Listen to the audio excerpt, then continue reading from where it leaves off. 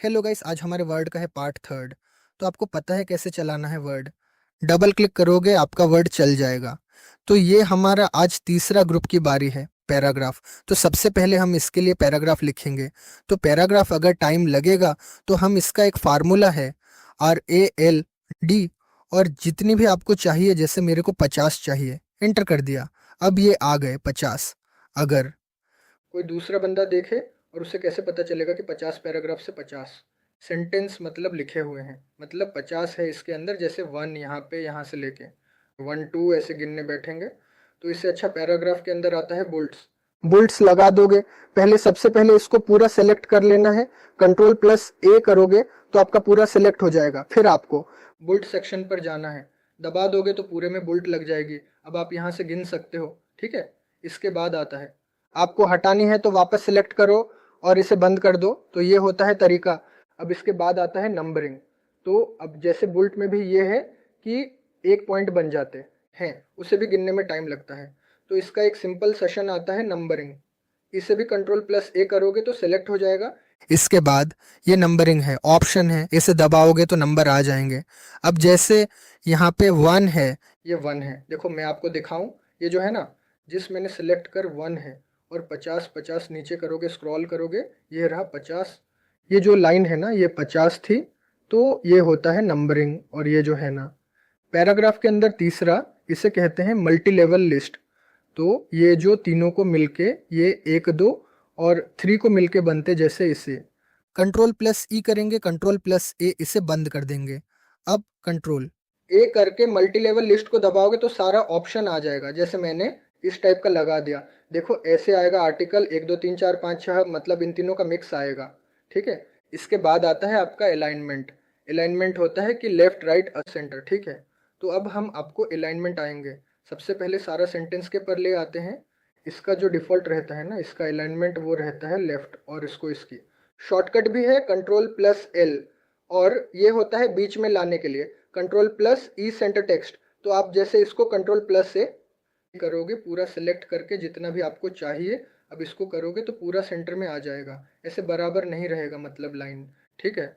और ये जो है ना, इसे कहते हैं राइट। ये जो लेफ्ट था, डिफ़ॉल्ट होता है लेफ्ट। और जैसे ही Ctrl+A करोगे, यहाँ से Ctrl+A है, Ctrl+A करोगे और लेफ्ट बटन को दबा दोगे तो सारा सेंटेंस लेफ्ट साइड में हो जाएगा, मतलब लेफ्ट से बराबर हो जाएगा। और ये होता है जस्टिफाई। जस्टिफाई को दबाओगे तो एकदम कोई भी गैप नहीं रहेगा, स्टेट में रहेगा, ठीक है। इसके बाद आता है, इसके बाद ये आते हैं डायरेक्ट डायरेक्शन, इंडेंट और इनडायरेक्ट इंडेंट। अब वापस इसे हम लेफ्ट में ले आते हैं।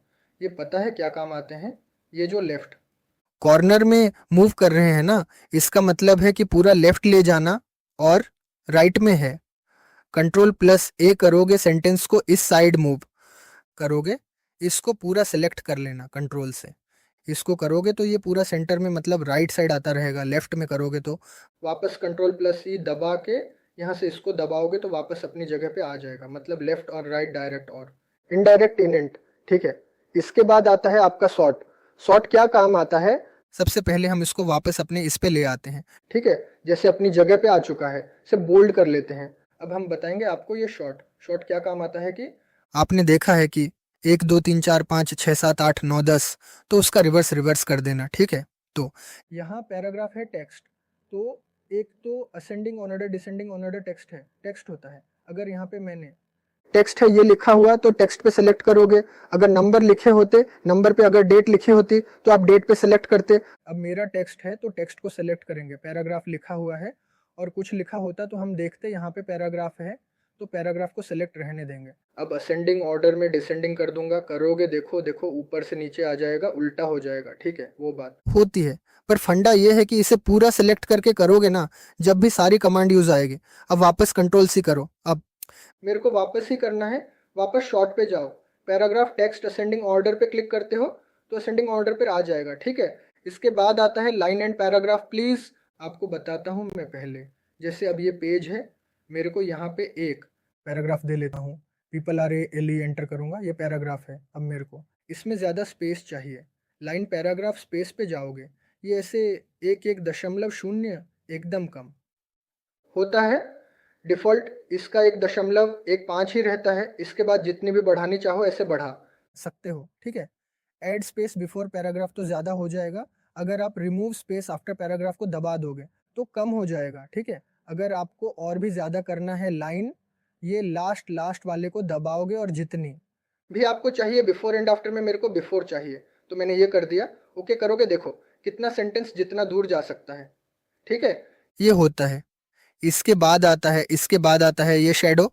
शैडो क्या काम करती है, जैसे मेरे को पूरे इसके पीछे कलर चाहिए, मैंने इतना इतना इस पेज को सेलेक्ट कर लिया, इसके पीछे कलर चाहिए, कौन चाहिए, कौन सा कलर चाहिए, मैं ब्लैक ले लेता हूँ, जो भी मर्जी कलर लेना है, मैंने रेड ले लिया, तो इसके जो बैकग्राउंड में है ना टेक्स्ट के पीछे कलर लग जाएगा, तो ये होता है। अगर आपको चेंज करना है, अगर आपको नहीं चाहिए कलर, तो आप ले लो पहले सेलेक्ट करके, ठीक है ना। सेलेक्ट कर लिया इसको, अब मेरे को इसमें कस्टमाइज़ करना है मोर कलर्स में जाके आप यहाँ से कस्टमाइज़ करके आ सकते हो, ठीक है।